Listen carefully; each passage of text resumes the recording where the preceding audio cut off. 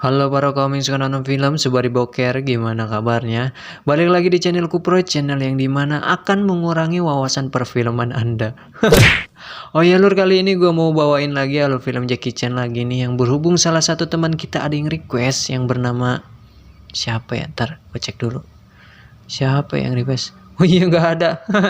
Mungkin kalian udah nggak asing lagi gitu ya sama film ini. Jujur kalau gue sih antara Rush Hour 1 dan 2 itu lebih senang Rush Hour 3 karena banyak gitu adegan kocak-kocaknya. Oke lah, tanpa banyak bacot di awal, kita lanjut aja ke ceritanya. Intro dulu. Oh, intro gue kehapus, sorry. Di awal film kita diperhadapkan dengan salah satu polantas gokil, dia bernama Carter, yang sedang goyang TikTok di tengah jalan.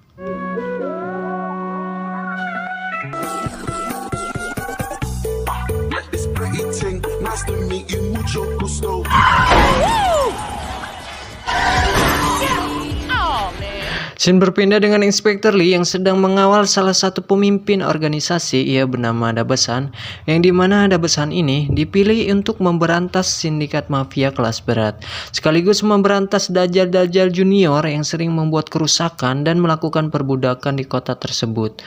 Namun di awal deklarasinya itu mengandung banyak protes dari orang-orang yang ada di sana tentang anggota Shaishin, bahwa siapakah Shaishin itu? Excuse me, who is this Shai Shen? Nah, dari komplainan tersebut nanti kita akan jelaskan apakah itu Shaishin. Namun tiba-tiba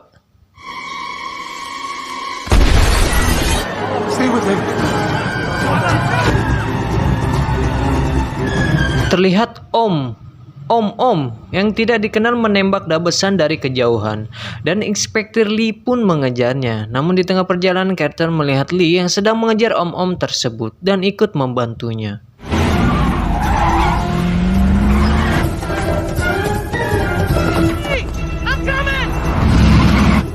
Di saat pengejaran berakhir di gang buntu, namun betapa kagetnya Lee bahwa om tersebut merupakan Kenji, teman kecilnya ketika masih di panti asuhan dulu. Terjadi saling todong-menodong pistol di sana, namun Kenji yakin, woi, ada yang jualan. Namun Kenji yakin Lee tidak akan sanggup untuk menembak dirinya, karena Kenji mengenal kepribadian Lee yang baik hati ketika masih di panti asuhan dulu. No, that's not gonna happen. Tak berselang lama datanglah Carter bersama wanita hasil tilangannya yang hampir menabrak Lee.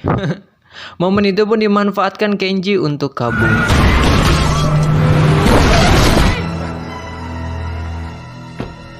Lee pun bersama Carter mendatangi rumah sakit, di mana rumah sakit tersebut tempat Dabesan dirawat, dan bertemu Daniel.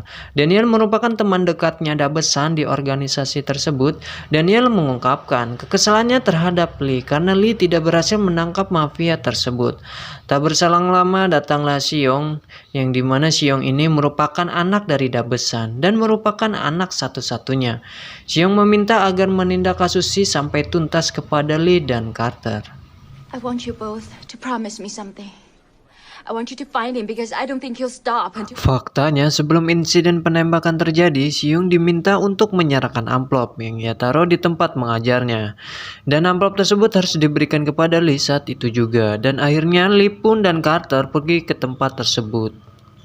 My father mailed me an envelope. He said if any locker at the Kung Fu studio where I teach. Setibanya di sekolah kungfu, Carter meminta agar diberitahu loker Xiong, yang dimana loker itu tempat menyimpan amplop tersebut.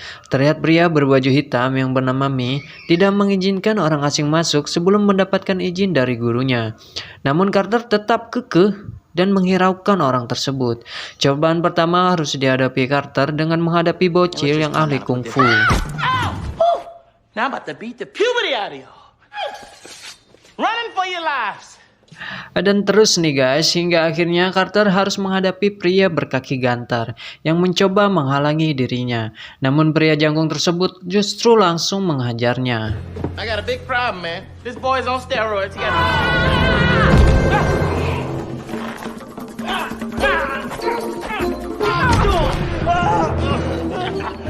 Tidak seperti menghadapi bocil yang sebelumnya, Carter dan sang tokoh utama terlihat kesulitan untuk menghadapi pria berkaki gantar tersebut.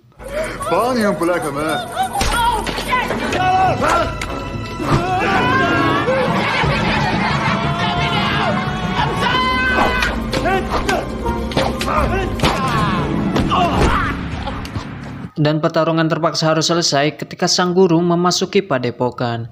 Guru yang terlihat tua dengan wajah mirip kakek Dragon Ball menanyakan maksud tujuan Lee dan Carter datang ke padepokan miliknya.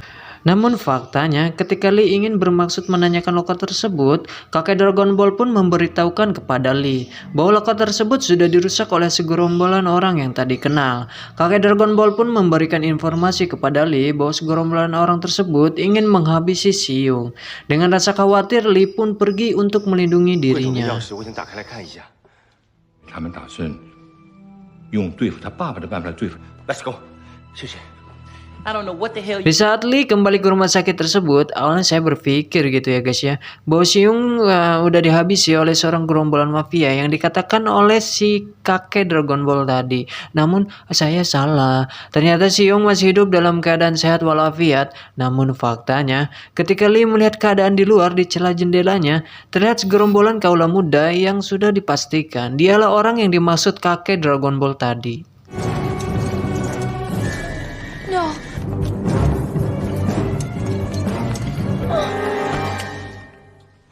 Don't move out. Ketika Lee dan Carter berhasil dengan penyamarannya, namun mafia lain pun datang untuk menghabisi Lee dan Carter. Damn, Lee!